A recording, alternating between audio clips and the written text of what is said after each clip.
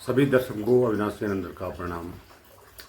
आशा करता हूँ आप स्वस्थ चित्त होंगे, शांत होंगे और परम आनंदित होंगे।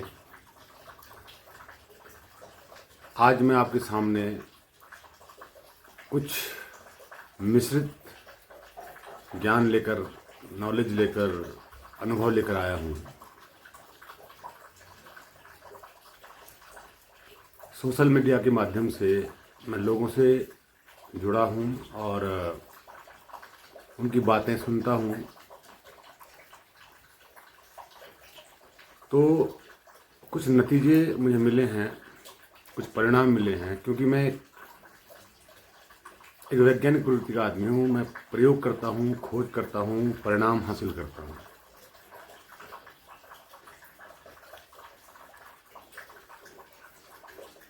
मैं उस ज्ञान की थोड़ा चर्चा करूँगा जो हमारे शास्त्रों ने हमें दिया। हमारे 9 दर्शन विदेशों में कई दर्जनों ऐसे दर्शन शास्त्री हुए जिन्होंने अपनी विचारधारा को रखा इस अस्तित्व के बारे में। मैं भारत देश में रहता हूं, तो मैं भारत देश के दर्शनों को एक बार नापता हूं, परखता हूं कि किसी भी विदेशी दर्शन शास्त्री ने भारत के दर्शन को महत्व नहीं दिया।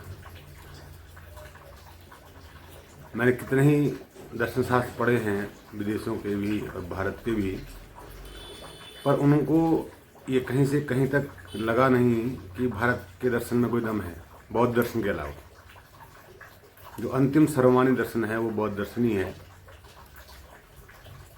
जैन दर्शन को भी उतना महत्व नहीं मिला और हमारा वेदांत दर्शन तो कहीं टिकता ही नहीं है। वेदांत दर्शन में जो कमियां हैं वो क्या हैं और जो खूबियां हैं वो क्या हैं, वो मैं आपसे शेयर करना चाहूँगा।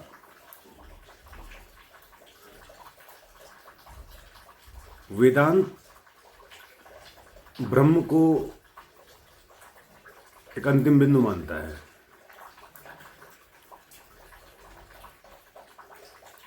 अब यहाँ पर एक तार्किक व्यक्ति के सामने प्रश्न उठता है, ब्रह्म माने क्या? वैसे ब्रह्म का अर्थ होता है अविनाशी, जिसका नाश न हो। अब अगर अविनाशी की बात की जाए तो अविनाशी तो एक ही चीज है, वो है एनर्जी, मैटर। एनर्जी से ही मैटर बनता है और एनर्जी ही अविनाशी है। इसके अलावा यहाँ पर सब चीज़ों का नाश होता हुआ दिखाई देता है, पर मूलतः नाश किसी भी चीज़ का नहीं होता है, क्योंकि हर एक चीज़ एनर्जी से बना है। एक पत्ता है, सूखा पत्ता, उसमें भी एनर्जी है, उसका भी नाश नहीं होता है, क्योंकि वो पेड़ में होता है, पेड़ से ज़मीन में टूट कर गिरता है और गिरकर फिर वो मिट्टी में मिल जाता है। उसके जो मूल तत्व हैं, जो ऊर्जा है उसकी, वो बनी रहती है। वह फिर मिट्टी में जाकर फिर उस पेड़ को ऊर्जा देता है। तो कहने का अर्थ है कि ऊर्जा का कभी नाश नहीं होता, और कहने का अर्थ ये भी है कि किसी की मृत्यु भी नहीं होती, और कहने का अर्थ ये भी है कि मृत्यु से बड़ा कोई झूठ नहीं है। अब यहाँ पर वेदांत में अहम ब्रह्मास्मि की बात की जाती है। ये जो सारगर्भित बात है कि मैं ही ब्रह्म हूँ, मेरे अलावा कोई ब्रह्म नहीं है, तो मैं ही अविनाशी हूँ। बहुत सही बात ये कही जाती है, लेकिन इसका अर्थ बहुत गलत समझ लिया जाता है। ब्रह्म किसी ऐसे सत्ता को समझ लिया जाता है कि वो हमसे अलग है। स्वर्ग किसी ऐसी जगह को समझ लिया जाता है जो पृथ्वी से कहीं दूर है। वैकुंठ किसी अन्य लोक को समझ लिया जाता है जहां पर ईश्वर रहते हैं। या सतलोक किसी ऐसे जगह को समझ लिया जाता है जहां पर परमेश्वर कबीर रहते हैं। जबकि ये समझदारी की कमी है। लोग यही समझ लेते हैं 99% लोग यही समझ लेते हैं कि ईश्वर कोई ऐसी चीज़ है जो हमसे अलग है, हम ईश्वर नहीं हैं। जबकि उपनिषद का ऋषि ये कहता है कि अहम ब्रह्मस्मि, मैं ही ब्रह्म हूँ, मेरे अलावा कोई ईश्वर नहीं है, मैं ही ईश्वर हूँ, मैं ही ब्रह्म हूँ। अब मैं यहाँ पर ब्रह्म, ईश्वर, परमात्मा शब्द को दरकिनार करता हूँ। इन शब्दों की जरूरत ही नहीं है। जब आप कोई फल खाते हैं उसका स्वाद आपको आता है, आम खाते हैं उसका स्वाद आता है। स्वाद क्या है? स्वाद क्या है? स्वाद को कौन जानता है? जिह्वा जानती है स्वाद को। तो लेकिन उस स्वाद को शब्दों में कहना बड़ा मुश्किल है कि आम का स्वाद मीठा है, इतना ही आप कह पाएंगे, इससे अतिरिक्त आप कुछ नहीं कह पाएंगे। बहुत स्वादिष्ट है ये कह पाएंगे, पर स्वाद है कैसा ये नहीं कह पाएंगे। इसी प्रकार से उस अविनाशी तत्व को आप शब्दों में व्यक्त नहीं कर सकते। उसके लिए कोई शब्द है ही नहीं, न ब्रह्म, न भगवान, न ईश्वर, न शिव, न राम, न कृष्ण, कोई शब्द नहीं है। न खुदा, न जीसस, कोई शब्द नहीं है। न बुद्ध, कोई शब्द बना ही नहीं है आज तक। और लेकिन मनुष्यों ने केवल शब्द ही पकड़े हैं। जितने भी मनुष्य भक्ति मार्ग में, ज्ञान मार्ग में हैं, उन्होंने केवल शब्दों को ही पकड़ा है, अनुभव को नहीं पकड़ा। शब्द से जब तक आप मुक्त नहीं हो जाते तब तक आप स्वाद को नहीं जान पाएंगे। आप आम आम रट रहे हैं, आम आम कह रहे हैं, आम की बहुत प्रचार प्रशंसा कर रहे हैं, और जब तक आप आम को खाएंगे नहीं तब तक उसका स्वाद आपको महसूस नहीं होगा। ईश्वर को जब आप चखेंगे नहीं, जब तक, यानी स्वयं को नहीं चखेंगे, ईश्वर का मतलब आप स्वयं को आप जब तक चखोगे नहीं, स्वयं की चेतना का आभास नहीं करोगे, तब तक आपको उसका कोई भी पता नहीं चलेगा। तब तक आपका जो ज्ञान है केवल शाब्दिक और कोरा हो जाएगा, उसका कोई भी अर्थ नहीं है।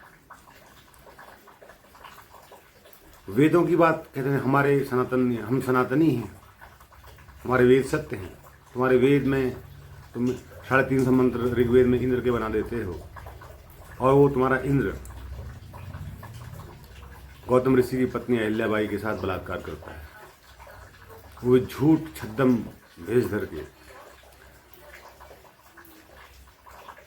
तुम ऐसे चरित्र को देवता बना देते हो, उसकी पूजा करते हो। तुम किसी बलात्कार की पूजा कैसे कर सकते हो? वह इंद्र जो गद्दी का इतना दीवाना है कि हमेशा राक्षसों से लड़ता रहता है, छोड़ ही देता, गद्दी सन्यासी बन जाता, तो वो इंद्र कहाँ होगा? कहीं अन्य लोक में? नहीं, वो कोई इंद्र यहीं का राजा रहा होगा।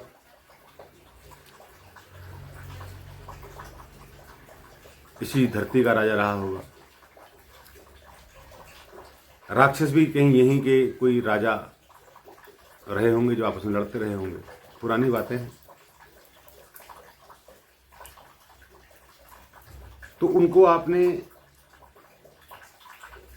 स्वर्ग की बात कर दी। जैसे इस कालखंड जो हमारा उत्तराखंड और कश्मीर का जो सीमांचल प्रदेश का जो इलाका है, इसको स्वर्ग कहा जाता था पहले। तो कोई इसी इलाके का वो राजा रहा होगा, और कोई मैदानी इलाकों का कोई ऐसे राजा रहे होंगे जो जिनको राक्षस आप कहते हैं। इनको कहानियाँ हमने ऐसे बना दी। थोड़ा सा साहित्य लेखन में जब हम कोई काम करते हैं तो उसमें हम अलंकार का प्रयोग करते हैं, तो हमने उसको अलंकृत कर दिया, और वही कहानी वेदों में लिख दी गई।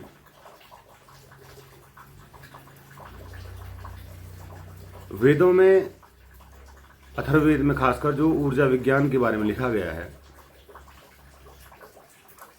और यह ध्वनि विज्ञान सामवेद में लिखा गया है, तो वो सारगर्भित है। ध्वनि का आयाम, ध्वनि की आवृत्ति, तरंग की आवृत्ति, ध्वनि की आवृत्ति, संगीत से, मंत्रों से कैसे उस आवृत्ति को आप पैदा करें और कैसे उसका लाभ लें। तो लाभ लेने की बात अधिकतर वेदों में की गई है। किसी चीज़ का लाभ कैसे लिया जाए, कौन सी चीज़ हमारे लिए कितनी फायदेमंद है। तो इसको हम भौतिक ज्ञान कहेंगे, आध्यात्मिक ज्ञान नहीं कहेंगे। हाँ, उपनिषदों में जरूर आध्यात्मिक ज्ञान है। पुराणों में काल्पनिक कहानियाँ बहुत ज़्यादा हैं।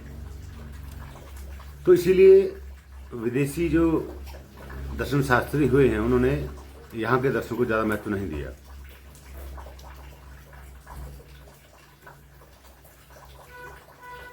अगर आप खोजी हैं, अगर आप सत्य को पाना चाहते हैं तो उसके लिए एक मार्ग है, उस मार्ग पर आपको चलना होगा। वह मार्ग क्या है जो आचार्य रजनीश ने बताया?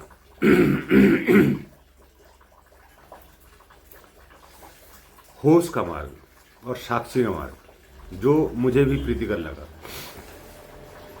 जब तक आप स्वयं के प्रति होश से नहीं भर जाएंगे तो आप स्वयं को नहीं जान पाएंगे। सबसे पहले आपने स्वयं के प्रति होश से भर जाना है। मैं कौन हूँ? सतत ये आपका चिंतन बना रहे कि मैं कौन, मैं क्या कर रहा हूँ, और ये जो कर रहा हूँ इसको देखने वाला कौन है। देखो, है सब एक ही, अलग अलग कुछ नहीं है। बस जैसे डिपार्टमेंट है, हाथ का डिपार्टमेंट है, वो हाथ का